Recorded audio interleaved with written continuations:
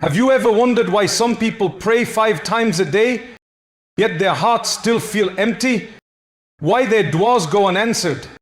Why it seems as if their prayers never truly reach Allah? What if I told you the reason might not be your intention or your focus, but something far more hidden, something that happens in the most private place of your home? Yes, the bathroom. Because according to the Prophet Muhammad, there are small, often forgotten sins that occur here. Sins that can erase your wudu, invalidate your salah, and even bring punishment in the grave without you realizing it. These are the hidden toilet sins. So small yet so spiritually dangerous that the Prophet warned us to be extremely careful about them. In this video we'll uncover the 5 hidden mistakes that most Muslims ignore, why they break your purity, how they affect your connection with Allah, and what the Prophet taught us to protect ourselves from them. So stay till the end, because what you'll discover today might completely change how you prepare for prayer and how you protect your iman from being silently destroyed. Purity in Islam is not just an external ritual, it is a spiritual foundation for worship. The Prophet said, purity is half of faith. Yet many Muslims unknowingly neglect small but serious mistakes when it comes to Taharah, cleanliness, especially after using the toilet. These small acts of impurity often go unnoticed, but their consequences are far greater than we realize. They can invalidate wudu and salah. One of the most overlooked issues is the proper removal of najasah after relieving oneself. Many people rush this process, not taking the time to ensure complete cleanliness. Sometimes a few drops of urine remain or splash on the body or clothes, and the person proceeds to pray without realizing that their wudu, and therefore their prayer, is invalid. The Prophet warned, most of the punishment of the grave is because of urine. Ibn Majah. This hadith alone shows the seriousness of neglecting even the smallest impurity. It is not about physical dirt, it's about spiritual carelessness, a sign that one has lost awareness of standing before Allah in purity and respect. Another neglected act is careless washing, using too much or too little water, or not ensuring that impurities are completely removed. Islam teaches balance. Cleanliness without waste. The Prophet practiced moderation, using only as much as needed while being thorough.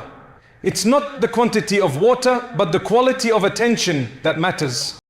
Some even forget to check their clothes before Salah. A single drop of impurity on clothing can make the entire prayer invalid. This small oversight turns an act of devotion into something void simply because of neglecting cleanliness. True Taharah is more than washing. It is an act of discipline and mindfulness. It reflects one's inner state, the level of respect we hold for Allah when we stand before Him. When a believer purifies themselves properly, they are not just cleaning the body, they are cleansing the soul from heedlessness. So before every prayer, take a moment to reflect, am I truly pure in body and spirit? Because every drop of carelessness in Taharah can wash away the blessings of Salah, but every drop of effort in cleanliness brings you closer to Allah. In Islam, Najasah or impurity is not a small matter.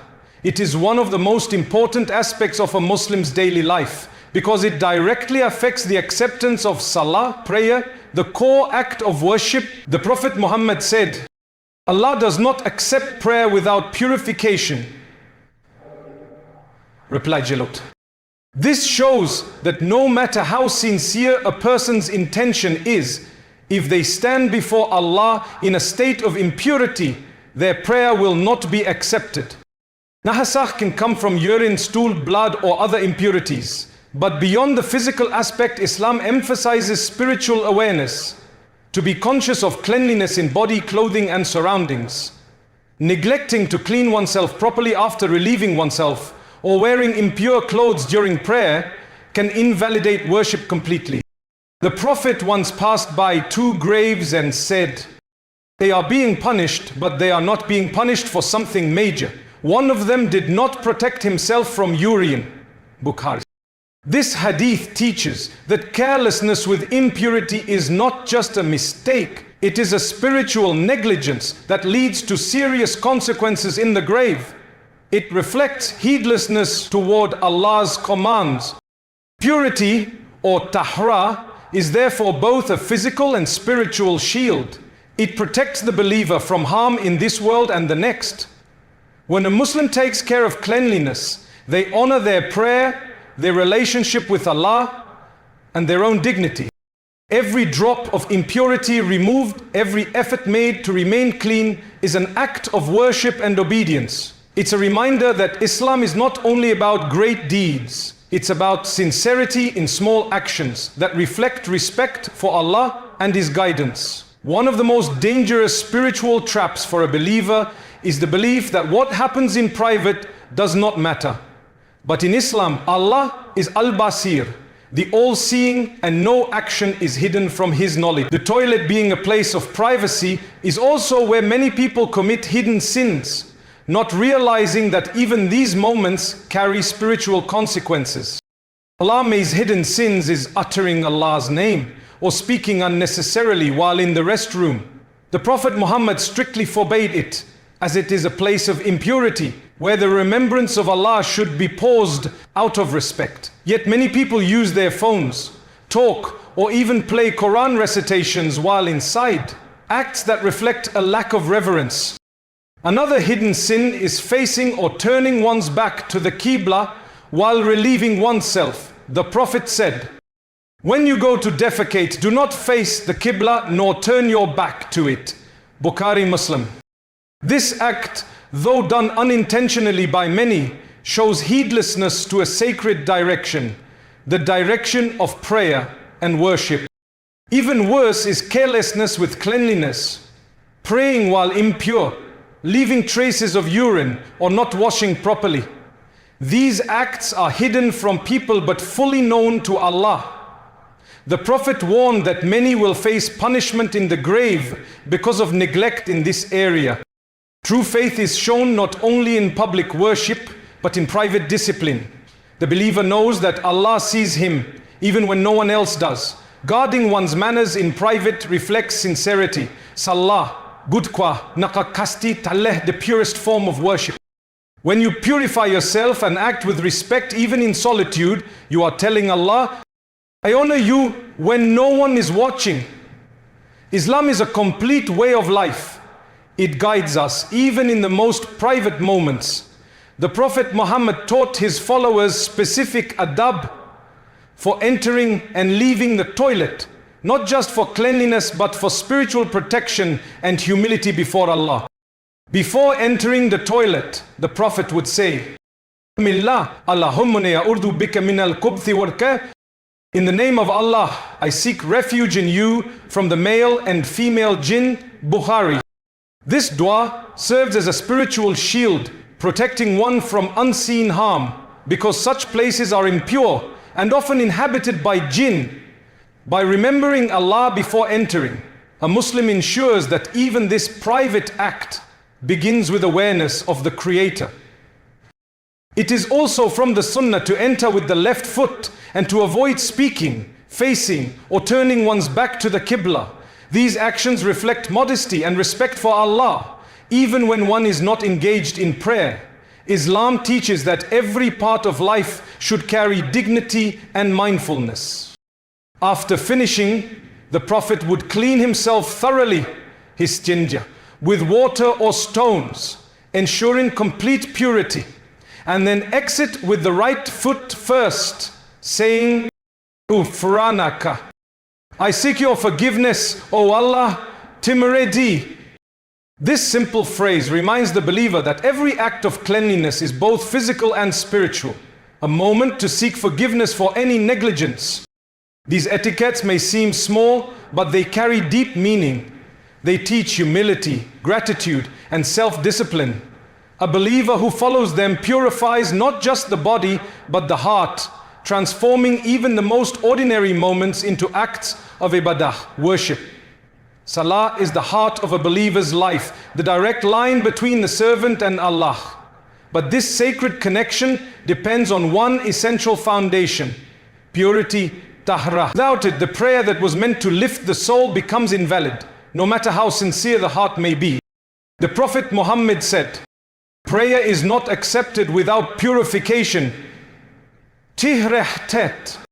This means that even a single trace of impurity on the body, clothes, or place of prayer can cut off one's connection with Allah. Sadly, many Muslims neglect the importance of cleanliness after using the toilet, rushing through istinja, not checking for drops of urine, or praying in impure clothes, and thus stand before Allah in a state of impurity without realizing it. When purity is ignored, Salah loses its spiritual depth. A heart distracted by carelessness cannot experience the sweetness of worship. Cleanliness, on the other hand, clears not only the body but also the ruh, Salah, allowing the light of khushu, humble focus, to enter. Beyond physical purification, Islam teaches that Taharah also symbolizes inner purification, cleansing one's heart from arrogance, deceit, and heedlessness. When a believer approaches prayer in a state of purity, they are saying, "O Allah, I have purified myself outwardly for you, and I seek to purify my heart for you as well." Every act of washing before Salah becomes a moment of spiritual renewal. Each drop of water that falls wipes away sin and prepares the soul for divine connection. So the next time you make wudu, remember, you're not just cleaning your body, you're preparing your spirit to stand before the King of all kings. Cleanliness in Islam is not merely a matter of hygiene, it is a reflection of iman, faith. The Prophet Muhammad emphasized that true purity combines physical cleanliness, spiritual awareness, and inner discipline. He said, "Cleanliness is half of faith." Muslim. Through his daily actions, the Prophet taught the Ummah that purity is a way of honoring Allah. He would remain clean at all times, his body, clothes, and surroundings, even when resources were limited. He showed that a believer's dignity lies in being neat, modest, and mindful, not extravagant. The Prophet's guidance covered every aspect of life. He taught the etiquette of purification after relieving oneself, the method of wudu before prayer, and the importance of keeping one's home and masjid clean. He warned against neglecting hygiene, saying that angels dislike foul smells and impurity. But beyond the physical, he also taught the purity of the heart. The Prophet reminded his companions that jealousy, arrogance, and hypocrisy are impurities far more dangerous than dirt. He said that Allah looks not at our appearance, but at our hearts and deeds. True cleanliness, therefore, begins within. When a person cleans their heart with repentance, their words with truth, and their actions with sincerity, Allah purifies their entire being. The Prophet's example shows that every act of cleanliness, washing, trimming, brushing, or wearing clean clothes, can become an act of worship when done with the intention of pleasing Allah. So, cleanliness in Islam is not a routine.